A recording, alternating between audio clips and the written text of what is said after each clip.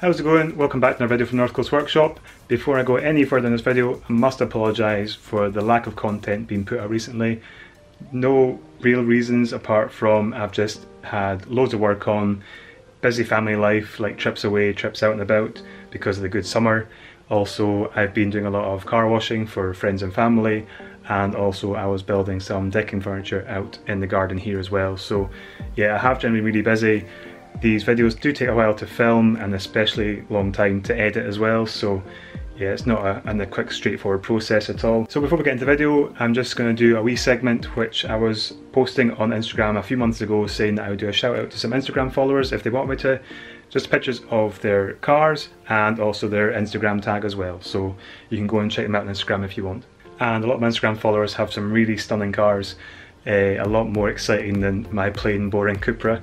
But one special shout out as well to the Mechanical Wizard's Betsy, his Ford Fiesta, which I'll show as well in a second. Yeah, really nice Fiesta, and I think the Mechanical Wizard thinks I've got something against that car. Not at all. Lovely Fiesta, love examples, so yeah, no beef between us.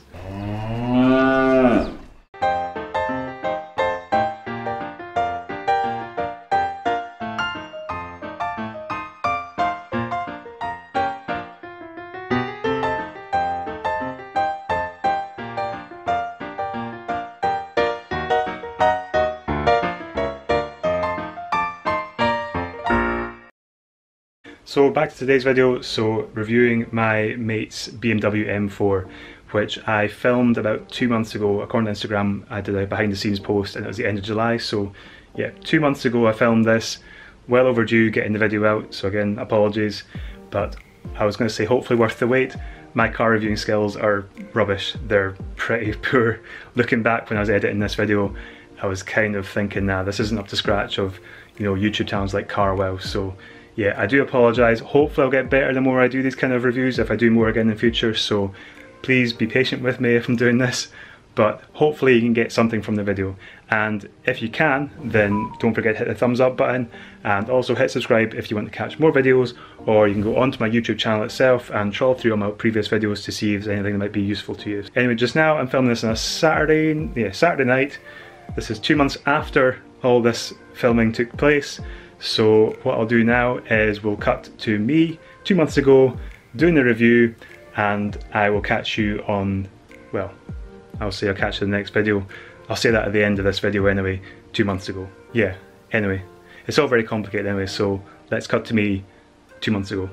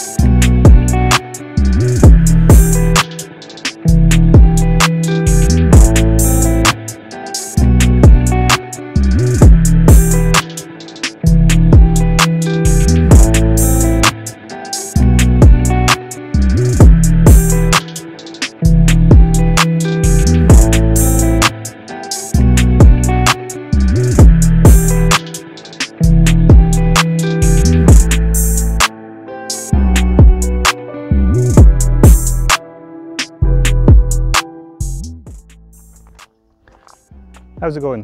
So this is my mate Graeme's BMW M4 Coupe. It's powered by a 3 litre straight 6 petrol engine with twin turbos, putting out 431 brake horsepower and putting out 406 pound-foot of torque as well. That power is then put through a 7-speed dual clutch automatic gearbox to the rear wheels, giving claimed estimated times of 0-60 in 4 seconds and a limited top speed of 155 miles an hour, which is delimited to 174 miles per hour if you buy the competition pack. It runs on these big 19-inch alloy wheels, covered in Michelin Pilot Super Sport tyres. You have full LED lights at the front here, with the deep dish front bumper with vents that actually are proper working vents, allowing the engine to cool. You've then got M badging down the side with additional vents. These ones are fake this time. You've got the full carbon roof. This helps lower the centre of gravity for the M4 with the shark fin aerial. In behind the wheels you've got these large drilled brake discs with what I believe is 4-piston calipers, and on the back then again drilled brakes with what I believe is a 2-piston caliper, but I'll put a note on the screen if that's incorrect. Around the back of the car we've got the M4 badge as you'd expect. Then you have these quad exhaust tips, proper exhaust tips as well, from what I believe. Yep, proper fully functioning exhaust tips that are real, no fake exhaust tips here. And then you've got again additional side vents, but these are fake. So going inside the cabin, we have the 3-spoke multifunctional steering wheel.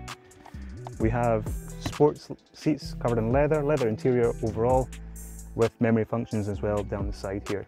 We also have the digital M4 badge appearing when you open the car up, and also you have this nice carbon effect trim around all the dash and the centre console. We also have the standard BMW iDrive system. This will have digital radio, your Bluetooth, phone connectivity. We also have wireless charging in the centre console here, with also a USB connector if you haven't got wireless charging.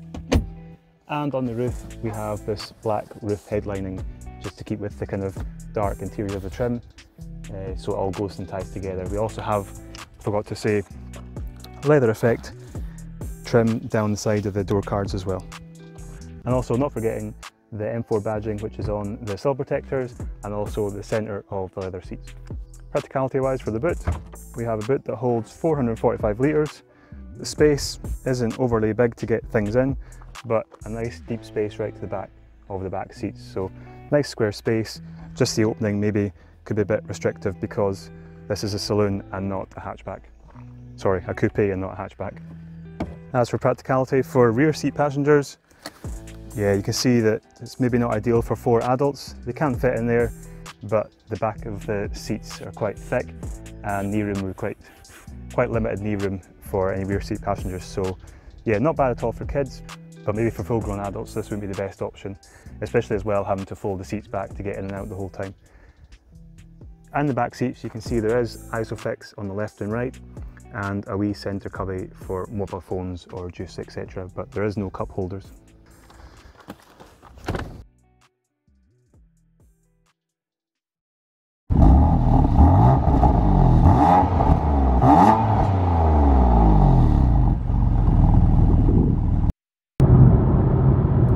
So out on the road now in the M4, and what a difference compared to driving the Leon. The ride is so much comfier, it's a bit less noisy. There's still a lot of road noise off the big tyres and off those big wheels, but yeah, the suspension's so much softer. You get a slight exhaust note, you can just kind of hear it rumbling away in the background there hopefully, but yeah, overall that much comfier and kind of quieter car to drive. The only thing that kind of reminds you of the power that's in this car, or potential power, is the constant sight of the bonnet bulge. It's kind of always in your eye line as you're watching the road, as well as the heads-up display. But other than that, you'd never know that you've got 431 brake horsepower under your right foot, so it's kind of subdued when you want it to be. But as we'll test it a wee while, we'll give it a wee blast and see what potential it also has when you want to get somewhere a lot faster. So other things I'm noticing is the steering is quite light, very precise though. It kind of, every small movement does affect where you're pointing on the road, as you'd expect or as you'd hope. But it's quite weighty as well, so as you start to turn it into corners you can feel the kind of resistance, so you're not just floating around corners, you can feel the limits you're pushing the car to. At this speed though, I'm not really pushing any limits at all, I'm just taking it easy. And like I said, as for suspension, very soft, can't feel many kind of fine bumps at all, it's all very well ironed out. You can still feel there's a sporty edge to the car, but it's not jarring, it's definitely not harsh like the Leon Cupra that I've got. Coming up behind the slower car here now, and the brakes as well, I can notice the brakes are good, really strong. Very small inputs and you get a small limit in speed, but harder pushing, and yeah, you can really feel the potential. These have got good stopping power. And we'll look to get past this van once this other car passes. This is all in comfort mode as well, by the way. It's nothing, no sporty settings on, so we'll see how it picks up in speed.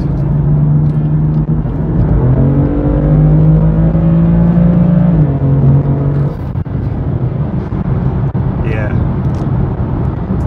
fast enough. Yeah, this is crazy. You think, like, this is the fastest car I've driven, and yeah, the Leon Cupra R that I've got, 327 brake horse.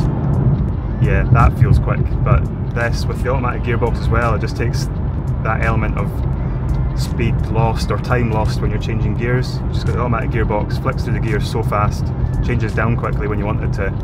Yeah, you can't beat that for pure speed. That's the extra 100 horsepower is definitely noticeable.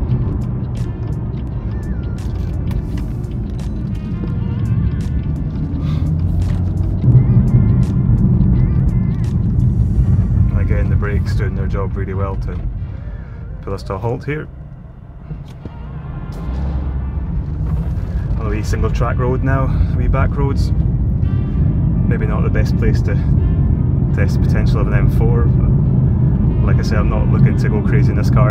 Yeah, Graeme has kindly put me on fully comp insurance on this for the week, just while I've got the car, just in case, he said, and very rightly so. It's a very expensive, very nice car, and I don't want to do anything to it at all, so better to be safe than sorry. But yeah, I'll hopefully hand the car back with, at worst, just a few flies stuck to the front bumper. And on these rougher back roads, I'm starting to hear more the large wheel size and the low profile tyres definitely seem to transfer a lot of noise into the cabin. But again, it's something I'm used to in my car, and it's not as bad as my car, to be honest. It's a lot less noisy than my one. So going back to the heads-up display, which I've got in front of me. So in just standard comfort mode, when you start the car up, it goes into just a digital speedometer for your miles per hour. Then you can push the M1 button on the steering wheel. And M1 button, I'm not too sure, to be honest, what it's doing to the car just now. I think this is a customizable option, so I think this is where you can fine-tune suspension settings, how ferocious the gear changes are, the steering weight, the throttle response, all those things I think you can adjust in this customizable M1 mode, which is quite a handy thing to have. It kind of sets the car up just the way you want it, rather than being fixed to comfort, dynamic and so on. You can maybe have the steering nice and light, but you could also have the gear changes quite ferocious, and also the throttle response really sensitive as well, so a handy feature to have. And then M2, I believe this is pre-programmed, but yeah, correct me if I'm wrong, Graeme as well, you can let me know if I've got this wrong. But M2, and it asks you to confirm by pushing it again, and once you confirm it, it's telling you pretty much all your safety features for your stability control are turned off, traction control is turned off, and now the heads-up display is changed to a rev counter style with your gear selected shown, and also your speed as well. Another wee bit out straight here.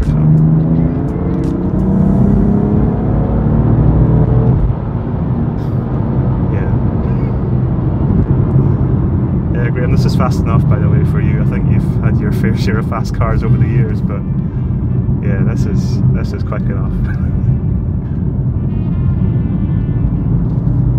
So in this M2 mode, I'm noticing suspension's definitely stiffer. You can feel every wee bump in the road. It's holding the gears a lot longer, so it's staying in a lower gear longer than it would normally. The throttle response, just a tiny wee input, and the car is already wanting to take off. And the steering wheel, yeah, I can feel the weight now behind the wheel for the corners. Not uncomfortable, to be honest. It's not horrendous. It's fine. It's manageable. But yeah, you can feel that. Yeah, it's not just waving around the road. You've really got to push into the wheel now to get it to go around the corner. I think this is more track focused, this mode, especially with all the safety programs off. I think you'd kind of want to make sure that you're enjoying this to its maximum, but on the track safely. Oh, and one more thing with this M2 mode is that it's manual changing for your gears. I've just noticed that, revving the car to the red line by accident, so it's all manual gear changes. If you slow down enough, it will change down for you, but if you're accelerating and you go up the red line, it will not change, which is strange because some automatic cars, even in their sportiest settings, still decide to change up a gear for you if you sit in near the red line for too long, so nice to see on a car that's got this sporty mode that it actually gives you full control over gear changes. So yeah. Also going to gear changes, noticing on the gear stick that there's no actual park button, so it's kind of a strange system, but I'm sure you'd get used to it, and Graeme's got used to it, he says, but he let me know how to park it. So once you stop the car and drive, basically pull the handbrake on and push the button to put it into park, push the start stop button, put it into park, and then take your foot off the brake, handbrake still on, and then push the button again, start stop button again, to turn the car off completely. And the car now sits in park and is now turned off. Whereas some cars, I think it's Audis, that have the actual park button on the side of the gear selector. So yeah, it's a bit of a different system. I think most cars have park buttons or park locations on them somewhere, so this one doesn't actually have a clear indicated park, it's just the start stop button once you've stopped the car completely. So overall, what I think of the car, yeah, this is luxury and speed wrapped into one. Yeah, maybe not the most practical car for a family, so maybe not ideal for myself with the wee one, but and Graeme has kids himself as well. This is his kind of weekend car, so to speak. Thank you again for Graeme for letting me have his car for a week to film this and to get a shot of it as well. A big privilege, especially coming from the Leon Cupra, which I love. Like I say, I love that car to bits, and I'm no plans of getting rid of it anytime soon, but to go from that to jump up 100 horsepower and roughly 100 pound-foot of torque extra into this, and to experience it in comfort and a bit quieter with an automatic gearbox, yeah, this is some change. So you can see why they charge such big money for these cars. They offer a lot, performance and comfort, and all the optional extras as well. The car, yeah, was expensive, but I can see where it's all gone. So yeah, really nice car to drive. Will I get one anytime soon? I don't think so, no. The money that I'd have to shell out for this would be a bit too much for me. Like I said as well, I'm quite happy with the Leon. Until the Leon completely packs in and gives up on me, I'm going to run that car till it does. So yeah, if I get a shot of this every so often from Graeme, or I get running it, he gives me a lift across town in it or out the road, yeah, I'm quite happy with that. It keeps me in check with these performance cars, and yeah, I'll never forget the potential this thing's got to accelerate, and the braking power. Yeah, this thing's mental. If you ever get a chance to be an M4, then yeah, go for it. Or an M3, any EM car pretty much, M3s, M2s, M5s. Actually the M5 that I did post on Instagram a few weeks ago that Graeme had as a courtesy car while this was getting fixed, that was mental. That was faster than this, which I didn't get a shot of. I was a passenger of, and I wouldn't want to take a shot of that. It was a courtesy car for Graeme, so I let him have full control. But yeah, that car was mega quick. I can't remember the top of my head what the actual figures are for performance, brake horsepower and torque. I'll put them on the screen just now if I manage to look it up. But yeah, that car was mega quick, and it was a luxury family saloon car. Plenty of space in the back for the kids, nice big boot, massive car. But I think that was around the 100 grand mark for the M5 competition, which he had. Nice car for him to drive for a few days while he got this one fixed. But yeah, mega money for a mega car, to be honest. Anyway, thanks all for watching. Sorry it's kind of a short, brief video, but yeah, just wanted to show you a wee snippet of my experience driving it, what the car involves regarding speed and braking power and interior options and exterior options, and just yeah, what my comparison is from driving my Cupra R to getting into an M4 and how I feel about driving it. So if you're stuck around so far to the end of the video, thanks for sticking around this far, and hit the thumbs up button if you enjoyed the content. Also hit subscribe down below if you want to catch more videos from North Coast Workshop in future.